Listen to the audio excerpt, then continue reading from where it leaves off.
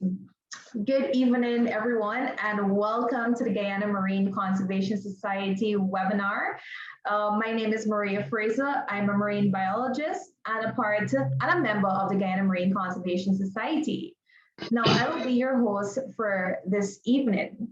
This evening, our webinar is entitled The Warrau Canoes and the Maritime Cultural Landscapes of Imbotero.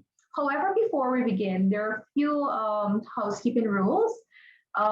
We ask that you mute your mics, you can turn your videos off, and also you can type your questions in the chat. Or at the end of the webinar session, after Dr. Bob Holtzman presents his presentation, you can raise your hands and we'll ask you to unmute, and then you can ask your questions right away. All right, so without further ado, I will give you a short introduction of Mr. Robert Holtzman. And let me share. All right, so Robert Holtzman is a longtime student of traditional watercraft with a special interest in dugout canoes, that is, longboats. He holds a master's degree in Maritime Archaeology from the University of Southampton, UK, and Maritime Affairs from the University of Rhode Island, USA, and maintains the blog indigenousboat.com. He has studied dugout canoes in Brazil and Ecuador, and his master's dissertation is in archaeology analyze the processes of decision-making in repair archaeological logboats in Britain and Ireland. Bob is an experienced canoeist and the author of 3 books on outdoor skills. Currently a PhD candidate in archaeology at the University of Southampton. Bob is studying the dugout canoes of Guyana Warrau people and the canoe rules in the Warrau culture. So without further ado, we can use our little hand reaction and give Bob a welcome pause to present his findings of our Region 1 canoe. So Bob, all over to you. Okay, thank you, Maria. Thank you very much. And thank you to the Guyana Marine Conservation Society for having me here today. And good afternoon, everyone. I'm going to share my screen now.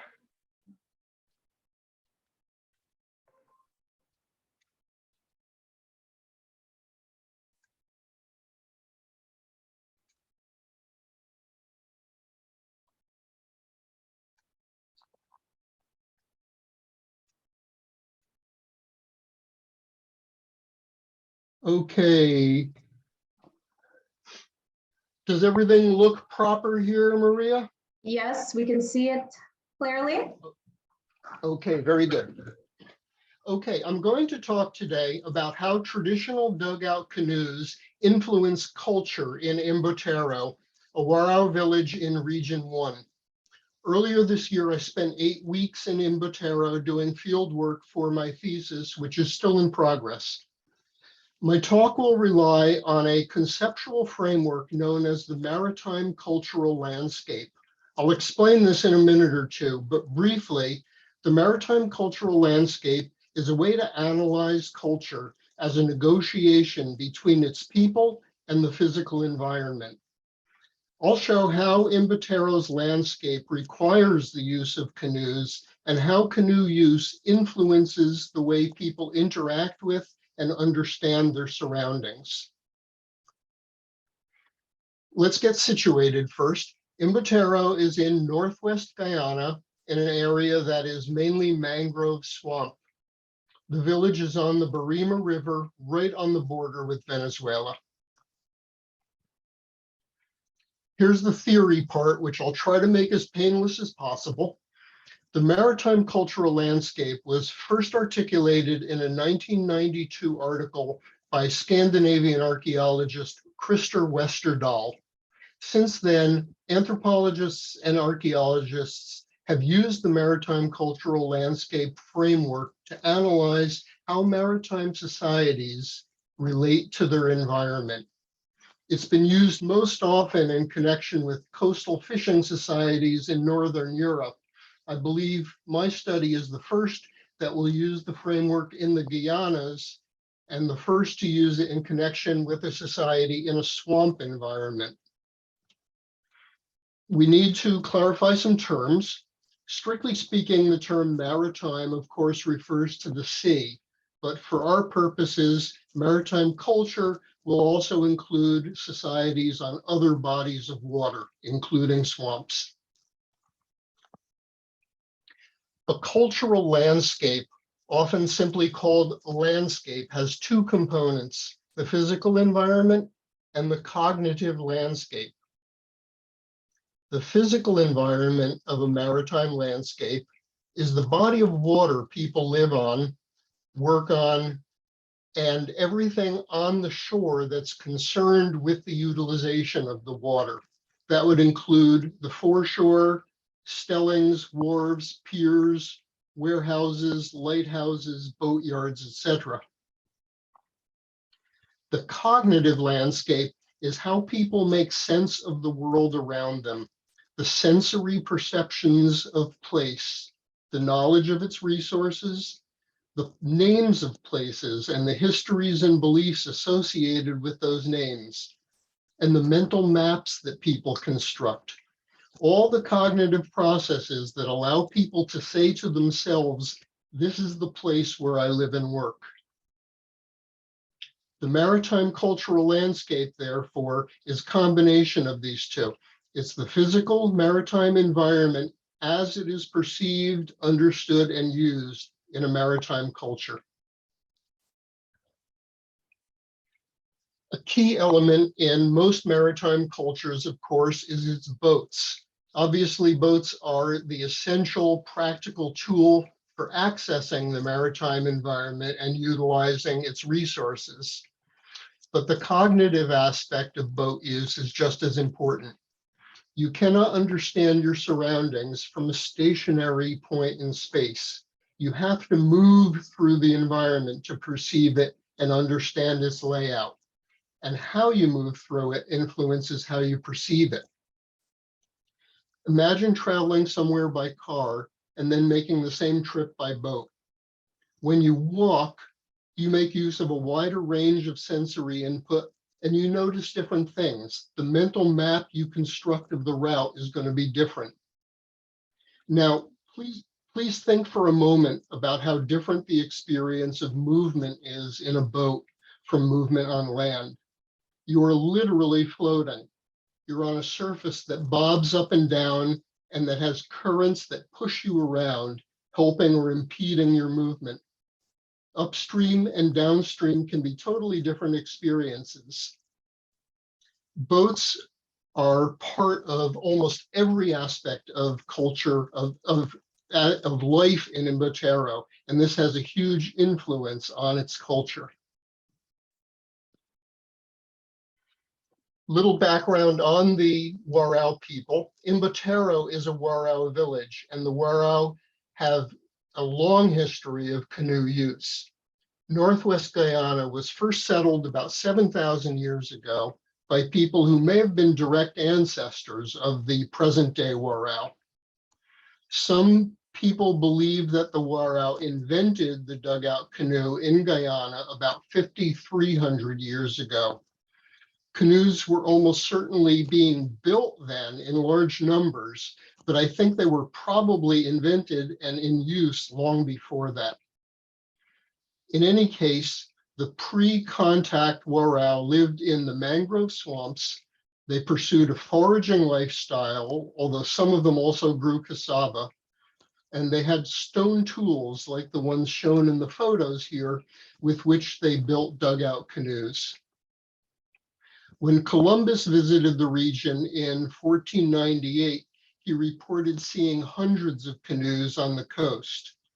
European colonists recognized the Warrau as the region's premier canoe craftsmen. They built canoes for sale to other indigenous nations and to the Spanish, Dutch, and English colonists. Okay, let's look closer at Imbotero. The Warrau people here are probably direct descendants of the region's ancient occupants, with a mixture of some Indo-Guyanese people who joined them about 100 or more years ago. There's a total population in the village of about 465, including about 60 who are Warrau migrants from Venezuela. Most of the population lives on lower Imbotero Creek. This is where you'll find the majority of the homes, both churches, the primary school, and the Imbotero Research Center, which is where I stayed when I did my research.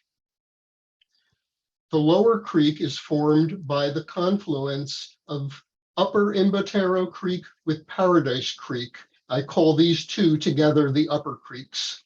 And in between them are farms, but no homes there. The people who own and work the farm live on the lower creek. Downstream of the creek community is the Barima River, which is where there are more homes, farms, and some businesses. And across the river is Line Creek, which I will discuss soon. Going to take a sip of water. Excuse me for a moment.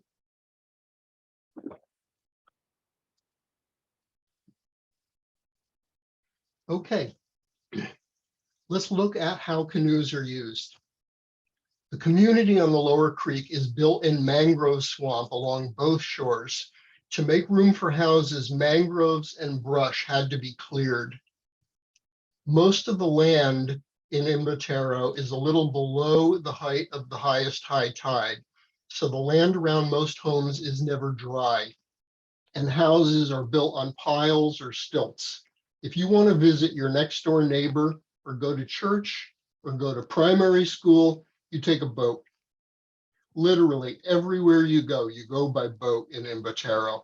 And for most people and most times, that means a dugout canoe, although a few people own engine boats called ballyhoos. There's no area of dry common land in Imbotero, no outdoor meeting place, no shops on the creek, no restaurants or bars. The creek itself is the village common. People keep an eye on the creek from their homes and they see who's paddling by. Social life occurs on the creek, either in conversations between two canoes or between the canoe and the shore. Just to look at how the landscape changes with the tides. On the left, at low tide, the shoreline is several meters from the houses, and the foreshore is all very soft, sticky mud. You do not want to try to walk on it. On the right, at high tide, you can bring a canoe right under the house. Because of the muddy foreshore, an essential part of most homes is the bridge, which is a raised walkway between the home and the water. People tie up their canoes at the end of the bridge. Children play on them, women do laundry and bathe their children there, and people socialize on the bridge. The bridge is a transition between the private life of the home and the public life on the creek, and that's where the canoe takes over from the land. Children spend a lot of time in the water, canoeing, swimming, jumping from trees, and playing in the mud at low tide. You see children as young as 4 years old managing their own canoes. And by the age of 8 or 9, all children are completely, totally competent canoeists, better than I will ever be. No one wears a life jacket, and parents do not worry about their children playing on the water. Being in a canoe on the creek is as normal for them as walking down the street for most of us. So the maritime landscape on the lower creek is a social area. It's a familiar area, and it's a familial area because most people in Imbotero are related to one another. Almost everyone who goes by in a canoe is your relative. And in almost every house you go by lives a relative. And it's all connected by water, and it's all accessed by canoe. Okay, let's move on to the upper creeks. The Upper Creek area is an area of economic activity. People have farms here, and people collect forest resources for subsistence and for commercial exploitation. The upper creeks are much smaller than the lower creeks. They're shallower, they're narrower, and they're often overgrown. You cannot use an outboard engine there, and canoes are the only way to get around. Just like on the lower creek, the land here is low and muddy and covered with mangroves and other vegetation. Farm plots have to be created out of the swamp by building polders. After the vegetation is cut down and burned, trenches are dug all the way around the plot of land. The mud that's dug out of the trenches is built up into dams on the outside of the trenches to keep salt water out at high tide. In the photo here, the trench and the crops are on the left. The woman is walking on the dam, and the salt water from the swamp is on the right. All of the work on the farms, including building the polders, is done with spades and cutlasses. Farmland is literally created by hand from swampland. Farmland is something that's incipient in the swamp, just as on the lower creek, dwelling places, home sites are incipient in the swamp. But a polder is not permanent dry land. Dams have to be maintained and cokers opened and closed to let water drain out and keep salt water from coming in. The farmers of Imbotero aren't just living in the landscape, they're actively managing it and its relationship with water. Getting to the farm requires paying attention to the tide and the weather, and a canoe is the only means of access. Beside farms, the upper creeks are a place for gathering resources, both for home consumption and commercial exploitation. There's some overlap, but for home use, these include fish, firewood, palm fronds for making thatch roofs and crafts, and medicinal plants. Resources that are collected for commercial exploitation include crabs, hearts of palm, which are known locally as cabbages, a plant called macru for making crab quakes or baskets and other crafts, and crabwood seeds. Exploiting these resources in the swamp requires special knowledge of the swamp, not only where to find them and how to gather them or catch them, but how to move around. As an outsider, I can assure you that by walking and paddling through the swamp is not intuitive. In my time there, I only began to learn how to walk through and around deep mud and shallow pools. I had to be warned about thorn trees and poisonous plants and snakes and shown how to get a canoe around obstructions. I was a comic character in the swamp, because I always ended up wetter and muddier than the people I was with. But everyone was very kind and patient with me, and they kept me from getting into too much trouble. Imboterans begin learning these skills almost from birth, and through years of experience, the landscape becomes rich in meaning and full of resources and opportunities. Another area where resources are collected is Line Creek, which is approximately opposite Imbotero Creek on the Warrau River. Many Imboterans go here once a week or so to gather fresh water because the water on Imbotero Creek is not drinkable. For people who live on Imbotero Creek, Line Creek is a bit of a haul in a canoe. The Warrau River that you have to cross is 800 feet wide, and if you're paddling a canoe to get to the area of fresh water, it takes about a half an hour each way. But Line Creek is deep enough and wide enough so that boats with outboard engines can go there, and it takes only a few minutes to get there in a ballyhoo. So Imboterans come to Line Creek for water and also to cut trees for lumber and for dugout canoes. You can't bring a load of long stone boards out with a small dugout. You need a larger boat with an engine to do that. So Line Creek is a transition in the landscape. It's at the limit of what's local and what's distant. And it's kind of a dividing line where paddled canoes become less practical and engine boats start to take over.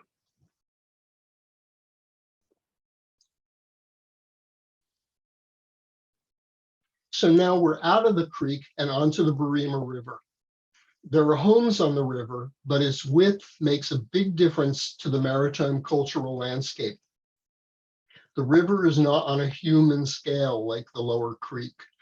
You can just barely see people on the opposite shore, and you can't make out their faces. You don't know who's at home, and you can't carry on a conversation with every passing boat. Instead, it's living on a highway. You're not watching your neighbors, you're watching commerce go by. Engine boats on the way to market in Kumaka, barges carrying fuel and wholesale quantities of groceries and supplies, even ships full of manganese ore and the ferry to Georgetown. This landscape is a maritime landscape of commercial activity. So let's take a trip to Kumaka.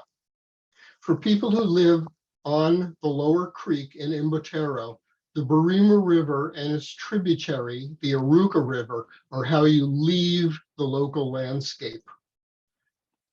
They're how you get to the market town of Kumaka, where you can sell the crabs and fish you catch and the agricultural surplus you produce, and where you purchase rice and flour and soap and tools and clothing.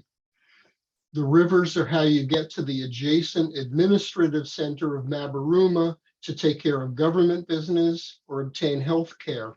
And they're how you leave the region entirely and travel to Georgetown on the ferry or by plane. Paddling a canoe from Imbotero to Kumaka and back would take a full day, maybe more, and very few people do that anymore. It takes only about 45 minutes in a ballyhoo. Outboard engines have changed the landscape because they change people's engagement with the environment. You're no longer moving slowly, using your arms and back muscles. You're no longer hearing and smelling your surroundings. You're traveling at high speed in a boat with an outboard engine that largely isolates you from experiencing the environment. I don't mean this to be a canoes are good, engines are bad kind of dichotomy, and I don't mean to romanticize traditional lifestyles at the expense of modern affordances. This is how the people of Imbotero are engaging the modern commercial world, accepting and welcoming much of it, and maintaining many traditional aspects of canoe-based culture at the same time. I'd like to sum up. The people on the lower creek in Imbotero live in what I interpret as three concentric maritime cultural landscapes. The innermost ring is the lower creek itself. It's a landscape of home and family and social life. Canoes enable people to participate in the community on a daily basis. Beyond the lower creek are the resource areas of the upper creeks and Line Creek. This circle is a landscape of nature and of work and of sustenance. It's experienced not as a community, but singly or in small groups. On the upper creek, canoes are a necessary tool for earning a living. On Line Creek, both canoes and engine boats can do the job. And the outermost circle is the Barima River, which is a landscape of transportation and commerce. It's how you leave Imbotero to participate in the business of the outside world. It's a landscape that's experienced mainly in engine boats, which isolate the individual from the physical environment. This is a landscape that you travel through rather than dwell within. Finally, I think it's significant that the dugout canoe is made locally from local materials, while ballyhoos are not made in Imbotero and not made by people in the community. I feel that as local productions, dugout canoes add an intimate, personal, tactile connection to the landscape in which they are used. Thank you for your attention, and I will be glad to try to answer your questions. All right, thank you so much, Robert, for that wonderful presentation. It's very enlightening to know that the entire ethnographic study of the canoe. I think I would want to say you are our first researcher at Imbotero, so we were happy to have you conduct that studies. Nevertheless, we're open up for questions and answers. You can raise your hands and we'll unmute you so you can ask Bob your questions so far. Or you can go ahead and type your questions in the chat.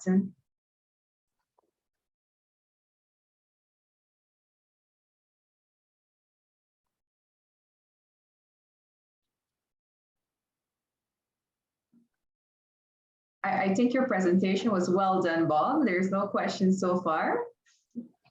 Thank you, Maria. I enjoyed doing it, and I had a wonderful time in Imbotero.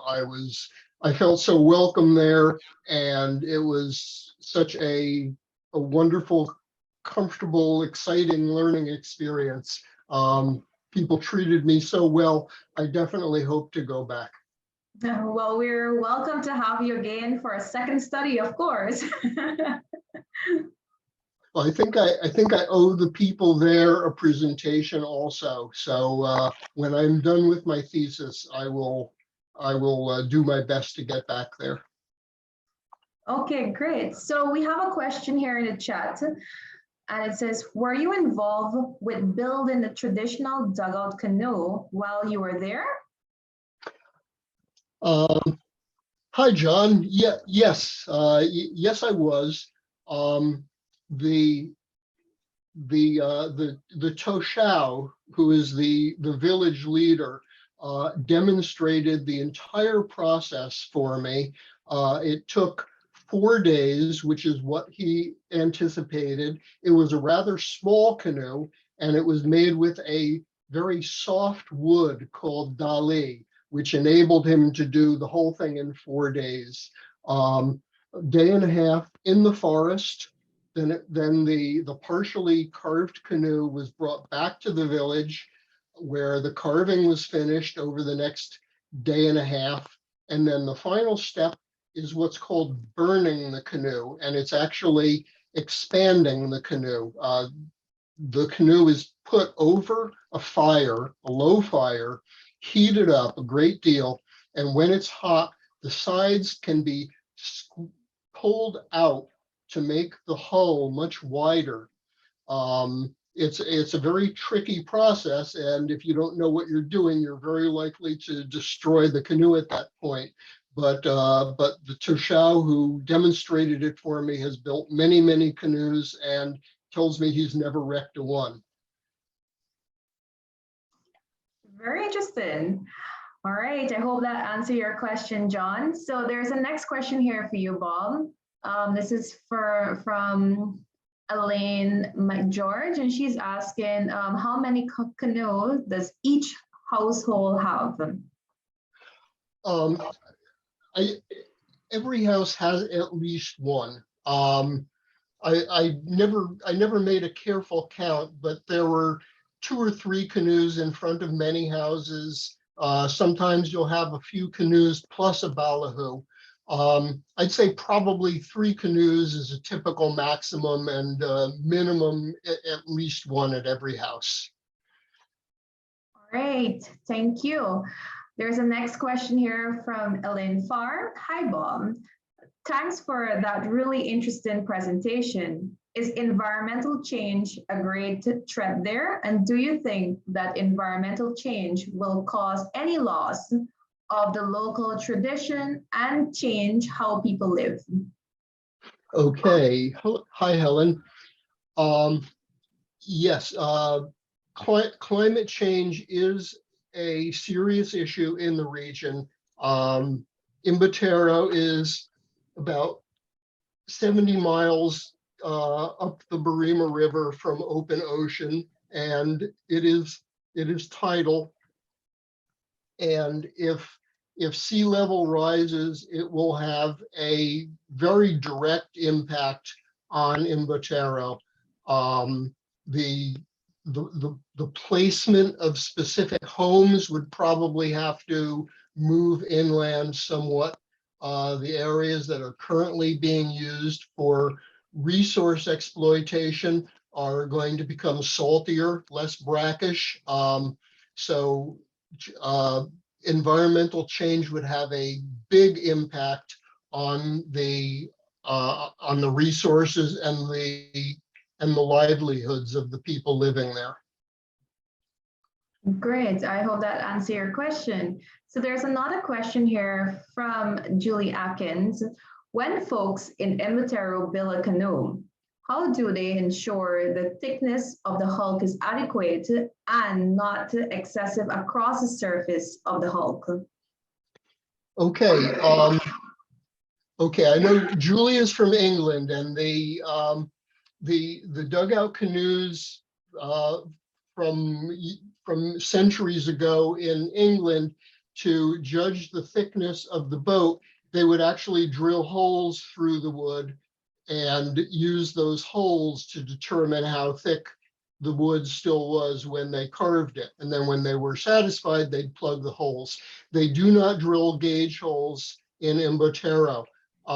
As they're carving, they make the judgment by sight and feel and sound. Especially when it starts to get fairly thin, they'll wrap the sides with their knuckles, or they'll put both hands on opposite sides of the side of the boat and rub their hand up and down to feel how thick it is. Or they'll slap it with the flat of the palm and hear what it sounds like, or tap it with the knuckles or with the butt end of a tool. The one that I witnessed was quite thin. It was probably 3 or 4 centimeters thick on the sides, maybe 5 centimeters on the bottom. Larger boats are often much thicker than that. But thickness is judged really. There's a lot of experience and sensory input used to determine that. That was very interesting. I never knew all of that. So the technicalities that you described there is very impressive. All right, so there's another question here from Kelly. Did I miss one? Oh, no, yes. Do you get a sense that people still use canoes to experience that imitate relationship between their surroundings and use engine boats only where it's massively more practical? Okay. Okay, that's interesting. I see kind of 2 questions there. The first half, yes, I do believe that people have a really intimate experience of the environment when they are using a canoe with a paddle. If you recall one of the early photos where people were forcing a canoe through a very narrow channel between mangrove roots, that's about as intimate as you can get. And anywhere you paddle a canoe, you feel the water. You really experience the environment on a firsthand tactile basis. That happens to be what I love about canoeing, why I'm a canoeist. Engine boats, as I said, it's quite a bit less experience of the environment, but there are some people who use them more habitually than others. So some people who don't own a ballyhoo, will generally get a ride in a ballyhoo only when they absolutely need to. People who use ballyhoos who own ballyhoos tend to use them much more freely, and it becomes just another form of transportation for them, like you or I might hop in a car. Even for people who live on the creek, the creek is the lower creek is less than a kilometer long. You can paddle the length of it in 10 minutes or so, but there are people who own ballyhoos who will hop in the ballyhoo and use it to get from one end of the creek to the other, just because it's there and it's easy and it's quick. And I think also there's a certain amount of prestige involved in owning an engine boat and using it and being seen using it on the creek. All right, thank you, Bob. So GMCS is asking to be unmute. I think they have a question, so I'll unmute. I see a question from Dave. Okay, how unique this culture is. Tough question. There are canoe cultures in many parts of the world. Many people consider Guyana to be part of Amazonia. I find that kind of a dubious idea that it's Amazonian, but nonetheless, there are canoe cultures in many parts of Amazonia. Of course, there are still surviving canoe cultures in the Pacific, on small islands in the Pacific. All over the Philippines, Indonesia. So canoe cultures are quite common. There are other Warrau communities in northern Guyana, and so there are other communities that of the same culture that rely on canoes. Not many of them, though, are quite so entirely dependent on dugout canoes as Imbotero. All right, great. So we'll have a next question from GMCS.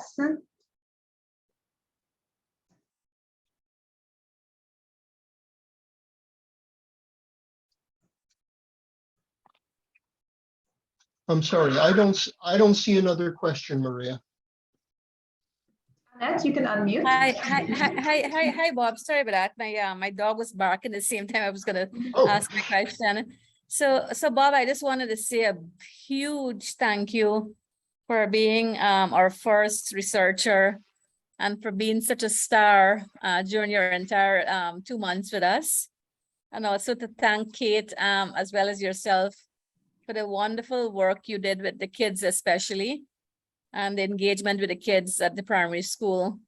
One question I had is, while you were going through Lime Creek with Tushao to see his little timber operation, his wood cutting operation, did you get a sense that, you know, climate change is impacting his wood cutting in any way? I did not get that sense. You know, I was there for a very short time, so I don't have anything to compare it with. But I didn't hear from anyone that things were being affected in the present day. I got the impression that the way the swamp forest is now is the way that it has been in the experience of the people who are living there. So if you were to say the biggest threats to the mangrove forest that you saw while you were there, what would those biggest threats to the mangrove forests themselves be? Well, I mentioned climate change. Sea level rise could certainly be an issue. Depends on how much the sea level rises in Guyana, in this area. Another possible risk to the environment would be development. If more people move into the area and cut more mangrove for home sites or for firewood or to create farm plots, that will, and in fact, that is happening in some areas along the Guyana coast. People willfully cutting mangrove to use the land area can destroy the protective barrier that the mangroves form against the sea. And that could allow much of the brackish area of the northern Guyana littoral to become saltier and change the environment in that way.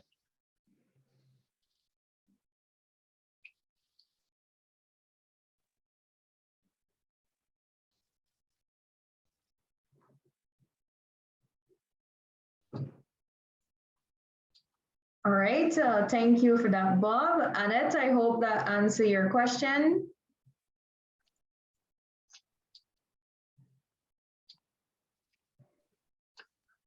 All right. Thank you, Maria. Thank you, Maria. It does. Did you ask David Butler's question about asking Bob if he had any sense of how unique this canoe culture is relative to the rest of the world? Yes, and I did address that one. Okay, thank you.